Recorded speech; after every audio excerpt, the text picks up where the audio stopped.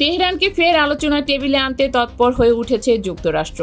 ইতোমধ্যে কয়েকটি বিষয় ইরানকে সাহায্য করার বিষয়ে আলোচনা করেছে ট্রাম্প প্রশাসন। এসবের মধ্যে রয়েছে শান্তিপূর্ণ বেসামরিক জ্বালানি উৎপাদন, পারমাণবিক কর্মসূচি গড়তে প্রায় $30 বিলিয়ন অর্থ সহায়তা, নিষেধাজ্ঞা শিথিল করা এবং বিদেশে আটকে থাকা ইরানের কয়েক বিলিয়ন ডলার ছাড় করা। যুদ্ধবিরতি চুক্তি কার্যকর হওয়ার পর চলতি সপ্তাহে আলোচনা অব্যাহত রয়েছে। ট্রাম্প প্রশাসনের কর্মকর্তারা জোর দিয়ে বলেছেন, আলোচনায় বেশ কয়েকটি প্রস্তাব তোলা হয়েছে। প্রস্তাবগুলো এখনও প্রাথমিক পর্যায়ে রয়েছে এবং প্রতিনিয়ত পাল্টাচ্ছে।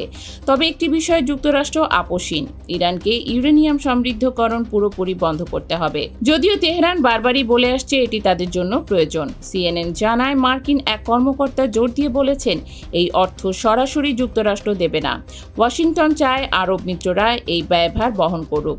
গত কয়েক মাসের পারমাণবিক আলোচনায় বিভিন্ন পর্যায়ে ইরানের পারমাণবিক জ্বালানি স্থাপনায় বিনিয়োগের বিষয় নিয়ে আলোচনা হয়েছে।